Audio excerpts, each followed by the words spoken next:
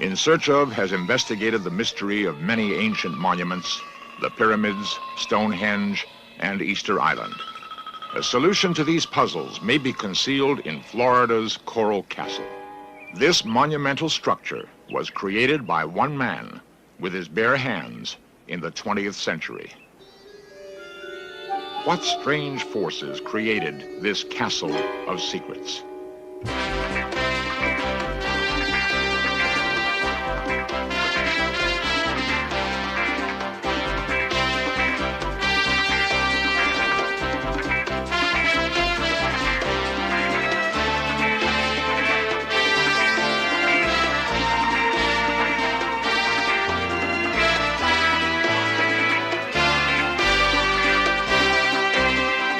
This series presents information based in part on theory and conjecture. The producer's purpose is to suggest some possible explanations, but not necessarily the only ones, to the mysteries we will examine.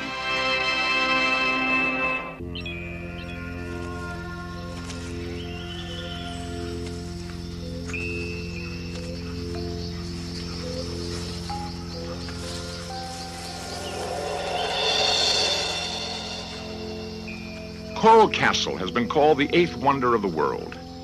This place is a fantasy garden and an engineering marvel. The blocks are cut and set with great precision, locked without mortar. At 30 tons, the greatest single stone in Coral Castle is twice as massive as any in the pyramids. Here are massive megaliths, huge astrological symbols, and structures whose purpose is a total mystery. Surprisingly, 25 miles away is cosmopolitan Miami. Coral Castle was built not in ancient times, but in the 20th century.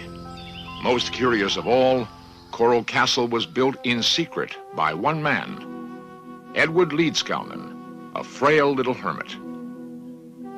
With no modern machinery and with no help, he somehow hand-carved and lifted every single block, a total of 3 million pounds.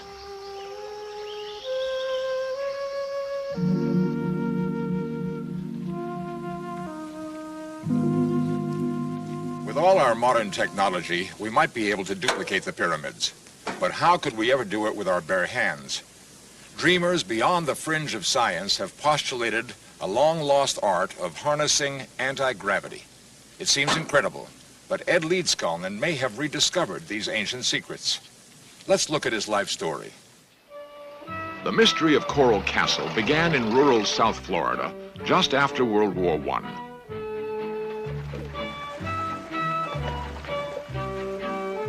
Settlers and land speculators began to move down from the East Coast, displacing the indigenous Seminole Indians. The newcomers found a humid, sprawling tropical land, full of mosquitoes and opportunities. The great Florida land boom was on. In 1919, as recreated here, a real estate man named Moser was scouting land along back roads near the Everglades. He spotted a stranger. At first, he thought it was a boy and was surprised to encounter a very small grown man. The stranger couldn't weigh more than 90 pounds. Moser, always friendly, offered a ride. The little man introduced himself, Edward Leedskalnin. Recently immigrated from Latvia, he said with a smile. Was searching this part of Florida for a specific plot of land. Moser realized the little man had advanced tuberculosis.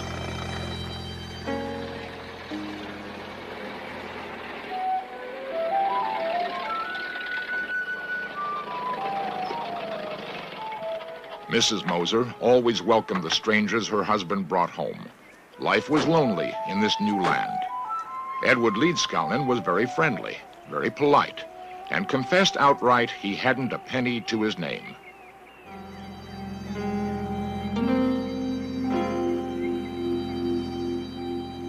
The Mosers selflessly took young Ed into their home and nursed him back to health.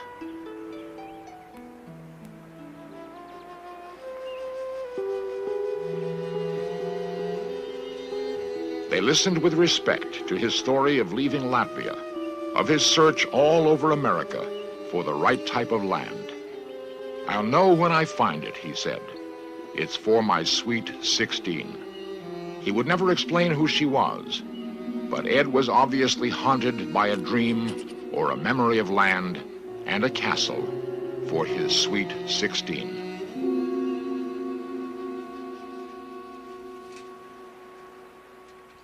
As soon as he regained his health, Ed continued searching the backcountry.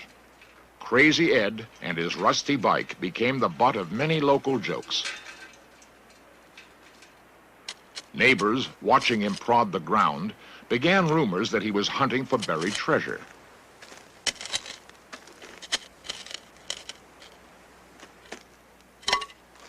Ed always rejected the good farmland.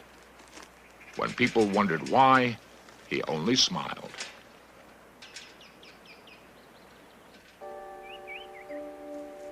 Finally, he excitedly brought Moser to a remote plot. Moser was astounded, for Ed had unerringly located the worst acre in the state. It was all bedrock, right up to the surface. You couldn't plow it, you couldn't farm it. Moser gladly gave a small section to his friend.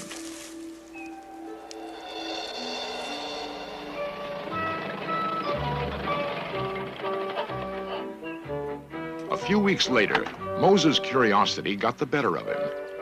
He dragged his wife out through the brush to see what Ed could possibly do with that land.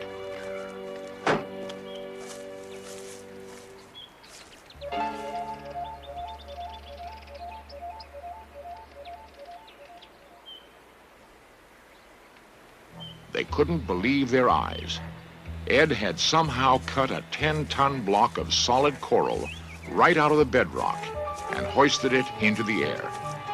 As they nervously approached his flimsy tripod and the block which could crush them in an instant, they realized there was something more than craziness in Ed. How did he do it? Ed smiled and said, "It's not difficult, really. The secret is in knowing how." Why did he do it? He smiled again. "Someday, my sweet 16 will come."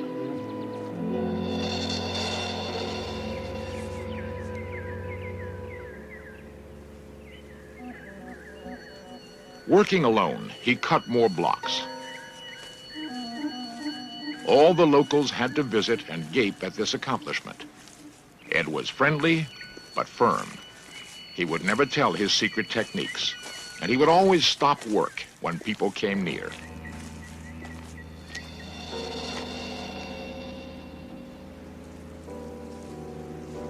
Trying to catch him at work, the neighbors took to spying.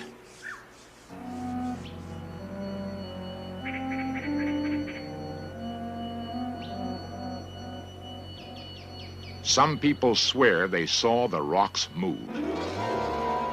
Ed could somehow sense their inquiring gaze. He would simply stop working and patiently wait until they gave up trying to discover his secrets.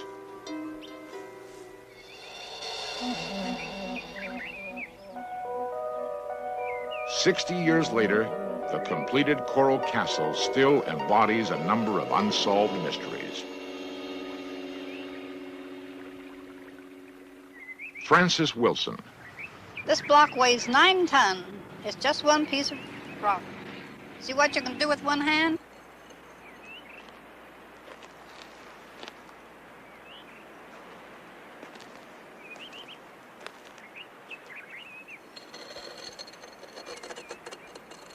He's quite interested in safety, I know that, and he always wanted to make sure the children couldn't get down in here, and that was his gate to keep children from going down the steps.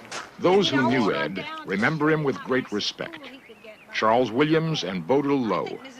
I guess I was maybe 6, 7 years old. I was born and raised about 300 yards from this place, and I would see Ed quite often at the little country store we had, and he was a very slight man. I don't think he was probably any taller than I am. I'm about 5'6". probably weighed somewhere in the neighborhood of 100 pounds. He always looked frail and sickly, but obviously very strong. He'd say this is because of the stars and the moon, and he would go on and he would show us his electrical machine. Now he made electricity, and he would jump in his bathtub and show how the water would come to certain levels and how he heated it with the sun. And he'd always divert your question. As I say, a very gentle, kind person. And he was, of course, highly intelligent. Many people thought he was a little cracked because he was smarter, I think, than they were, probably. His whole life and whole being was very frugal. Just sustained himself, I think, more or less. And some nights we'd come in the moonlight and sit and walk around in his park. And he would come out and tell us his story if he had a small audience. And he would go along in a very normal sort of a voice, and then we'd ask him why he did it. And they'd say, oh, well, someday my sweet 16 is coming, and he'd look up in the stars, and he would get very ethereal in his voice, and he just loved talking about his sweet 16. And he always spoke of her as sweet 16. She never grew any older. It's kind of nice. There were many rumors about mysterious Ed. One held that he was an eccentric miser and kept a stash of money. Late one evening in the 1930s, a band of toughs waited until he was alone in Coral Castle. Little Ed could never have imagined such a shocking intrusion into his private world.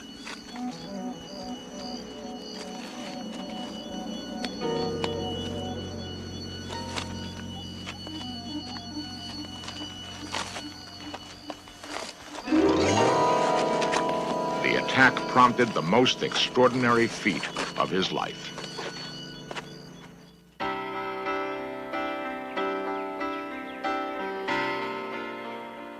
Coral Castle was originally built in a remote area of Florida. For years, Ed Leedskalnin felt safe in isolation, away from the harsh realities of the cities. He had carved this place with his bare hands as a Shangri-La for his sweet 16. Barely surviving a brutal robbery, however, Ed decided to seek safer ground. When he moved, Ed took more than his toothbrush. He took Coral Castle itself. He hired a local truck owner and with characteristic secrecy, politely asked the man to step around the corner. The truck would be loaded in just a minute.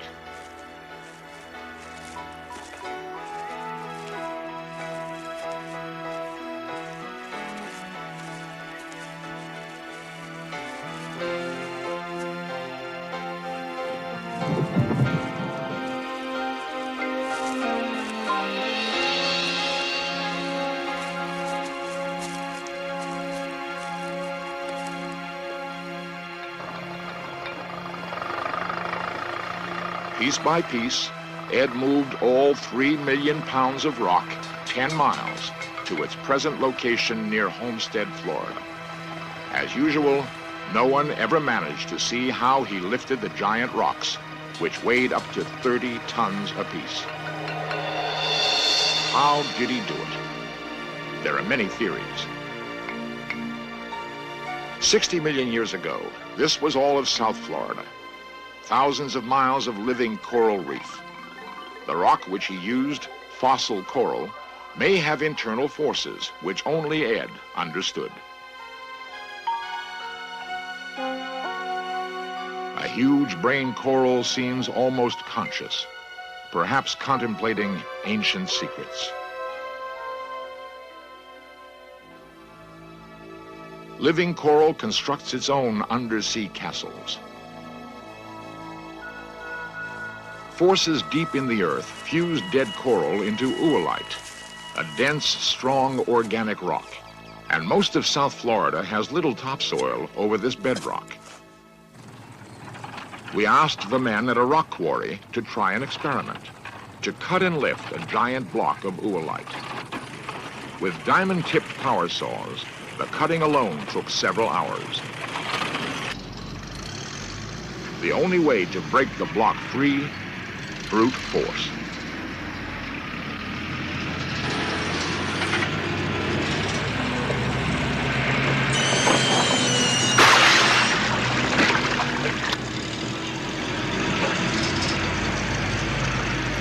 Then the test. Could they detect any unusual buoyancy in the rock itself? Using a 600 horsepower crane, could they lift the rock?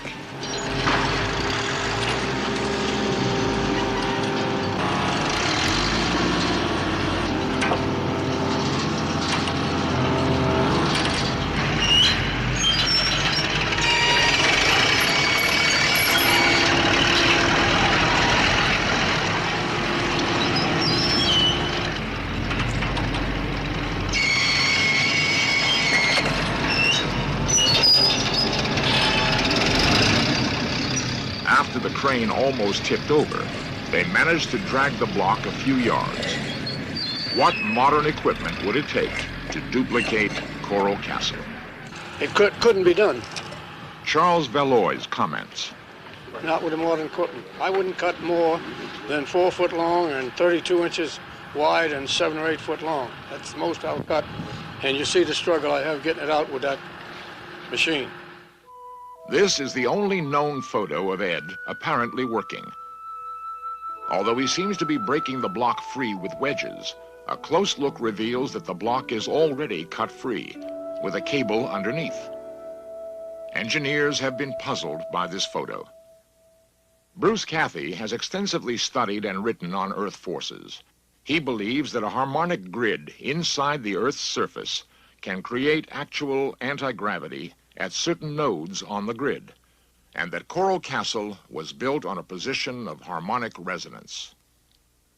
He's moved stones up to, coral blocks up to 25 tons, and he'd put them up overnight just on his own. After he died, I checked some of the instruments he was using, and they're very, very primitive. Chisels and hammers and ropes and pulleys and things. Nobody can understand even today now how he done this. I found when I applied the harmonic mathematical basis to his position on the Earth's surface geometrically, that the same harmonic values popped up on the area where he was. He always said that he had the secrets of anti-gravity and magnetic fields, and he also said that he knew how they built the pyramids. So it appears if he was telling the truth, that it looks like he did have these secrets.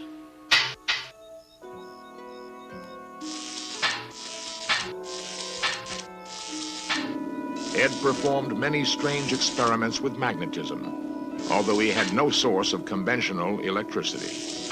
He hinted to neighbors he was on the verge of a monumental breakthrough and published his preliminary results.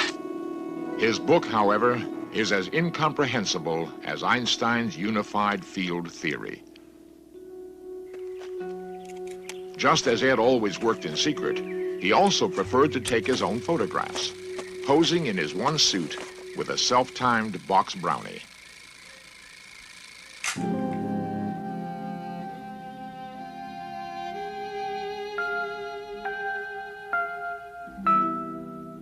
These films are not the best quality, but they are the only known movies of Ed Leedskalnin. They were discovered in 1980 in the back of a closet.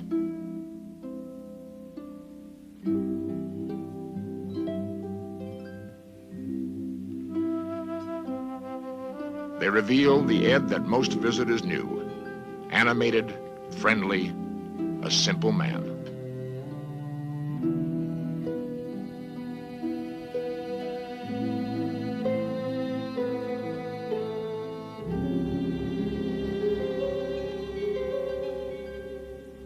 With this same simplicity, Ed awoke one morning in December of 1951. He put on his one suit, hopped a bus, and checked into Miami's county hospital. The doctors were appalled to find him near death from malnutrition. For a while, he rallied under their care, and then died quietly in his sleep.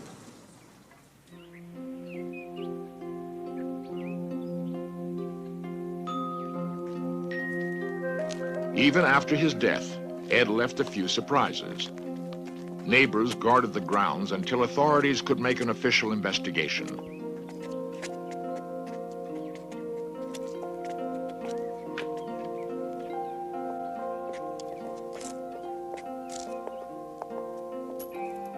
They found his living quarters as Spartan and as ingenious as the rest of Coral Castle.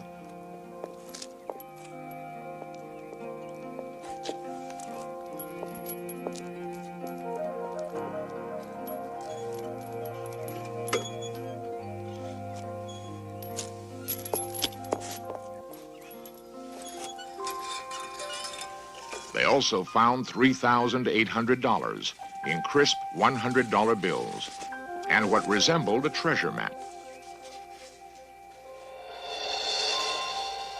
All attempts to follow the directions on the map were futile. Nothing seemed to correspond to our normal three-dimensional geometry. Ed left many mysteries, a lot of money, and a castle for his sweet 16. Was she a real person? Or was she a dream, an ideal of all that is good?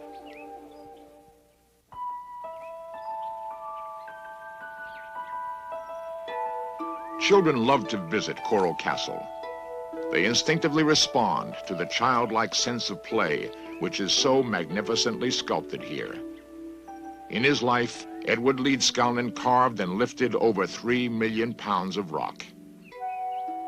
Yet there is one small stone weighing 50 pounds, which he never managed to lift.